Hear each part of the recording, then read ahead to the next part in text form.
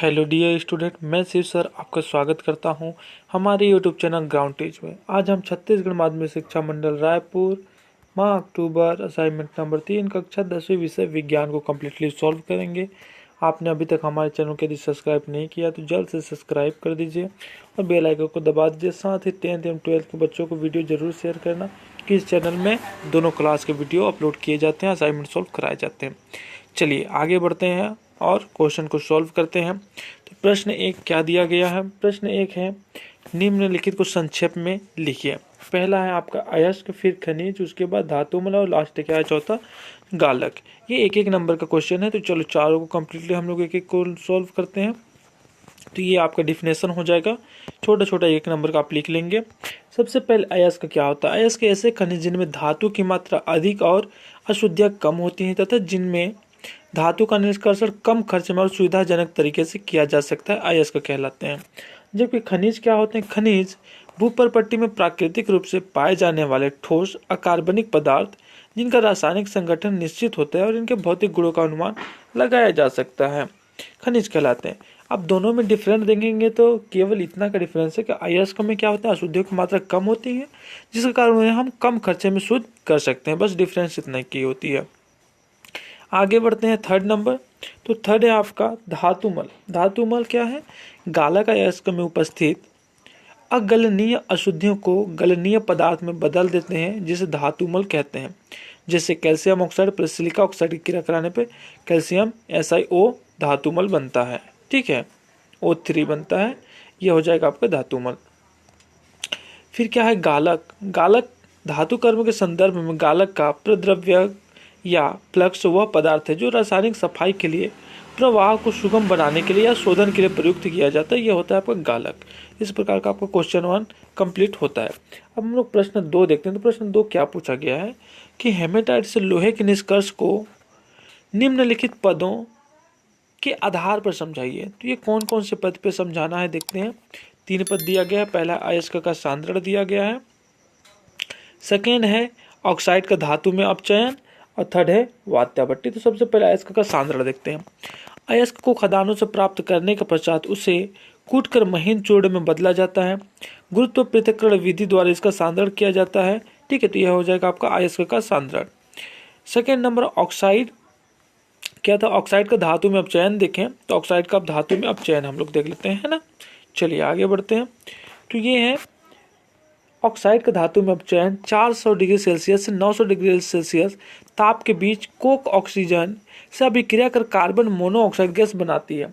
जब आप कार्बन की क्रिया ऑक्सीजन से करा देंगे तो ये क्या बनता है आपका? कार्बन मोनोऑक्साइड बनती है।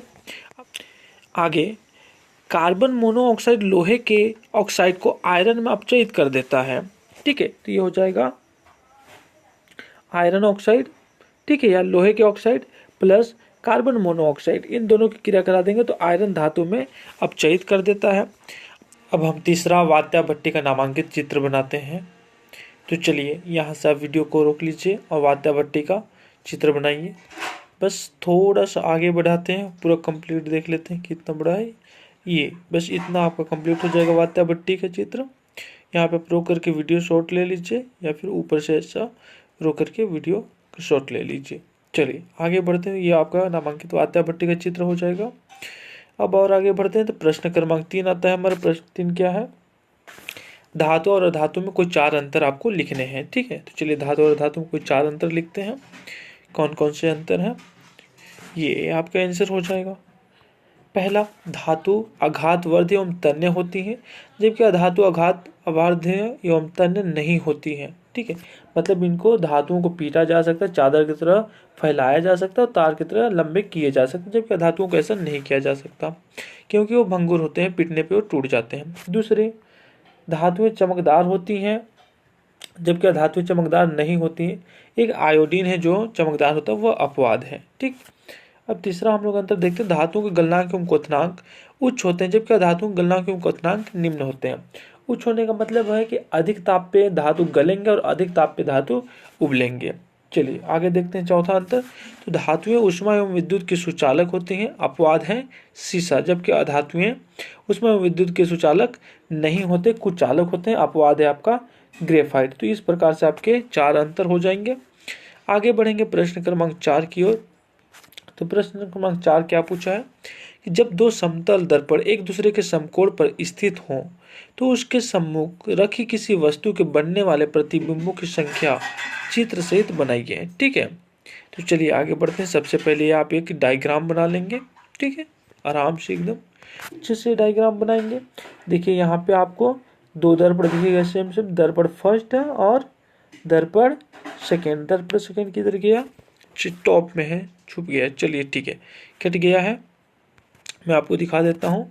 एक दर्पण फर्स्ट यहाँ पे हो जाएगा, दर्पण सेकेंड यहाँ पे हो जाएगा। ठीक है, फिर ये हो जाएगा आभासी दर्पण फर्स्ट, ये हो जाएगा आभासी दर्पण सेकेंड। यहाँ पे एक वस्तु है, वस्तु ये क्या हो जाएगा आपके? वस्तु हो जाएंगे 4। इस प्रकार इस डायग्राम को आप आराम से अच्छे से बना लेंगे। अब आगे बढ़ते हैं, इसका आंसर लिखते हैं। तो दर्पण 1 द्वारा वस्तु O का प्रतिबिंब O पर बनता है। इसी प्रकार दर्पण 2 का O का प्रतिबिंब O2 पर बनता है। दर्पण 1 द्वारा 2 पर प्रतिबिंब दर्पण 1 के पीछे बनता है। इस प्रकार से आप इसको पूरा नोट डाउन कर लेंगे। ठीक है, लास्ट में लिखेंगे आप, क्या हो जाएगा लास्ट में आपका? अतः दो लंबवत दर्पण के मध्य रखे किसी वस्तु के कुल 3 ही प्रतिबिंब बनते हैं। अर्थात किसी वस्तु का प्रतिबिंब आभासी वस्तु की भांति कार्य करता है, जिसका हम आभासी प्रतिबिंब प्राप्त कर सकते हैं।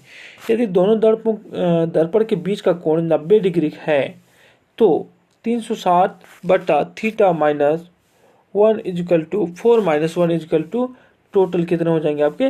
3 प्रतिबिंब बनेंगे, जो आपसे पूछा गया था क्वेश्चन में, कुल कितने प्रतिबिंब बनेंगे।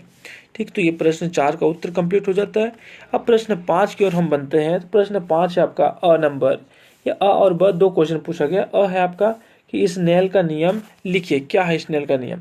तो उत्तर हो जाएगा स्नेल का नियम, किसी एक वर्णी प्रकाश की किरण किन्हीं दो माध्यमों की सीमा पृष्ठ पर आपतित होती है जब आपतन कोण की ज्या तथा अपवर्तित कोण की ज्या में एक निश्चित अनुपात होता है, इसे स्नेल का नियम कहते हैं। ठीक है, इसे साइन भी कहते हैं। चलिए ठीक है, ये तो हो गया स्नेल का नियम।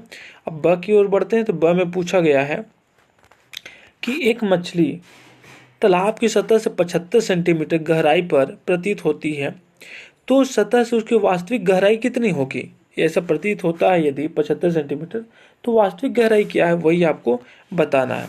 तो चलिए, वायु के सापेक्ष जल का अपवर्तनांक बराबर 4/3 होता है, अतः वास्तविक गहराई 4, आभासी गहराई 3 हो जाएगा। ठीक है, इस प्रकार से आप इसे नोट डाउन कर लेंगे। जब इसे आप सॉल्व करेंगे तो सॉल्व करने पे आपको आ जाएगा कितना? 100 सेंटीमीटर। तो क्या होता है, ऐसा प्रतीत होता है, ये वास्तविक गहराई उसका कितना हो जाएगा? 100 सेंटीमीटर होता है। ठीक है, जो कि आपको 75 तो प्रतीत होता है, लेकिन वो होता है कितना है? 100 सेंटीमीटर होता है। तो इस प्रकार से आप अपना पूरा आंसर कंप्लीट कर लीजिए और कर लिए होंगे। अभी तक आपने यदि बाकी सब्जेक्ट का आंसर नहीं लिखे हैं तो हमारे चैनल पे बाकी सब्जेक्ट का भी वीडियो अपलोड किया गया है, वहाँ से आप लिख सकते हैं। तो थैंक यू अभी तक हमारे वीडियो को देखने के लिए। साथ में ही सब्सक्राइब कर दीजिए और वीडियो को शेयर करना ना भूलें।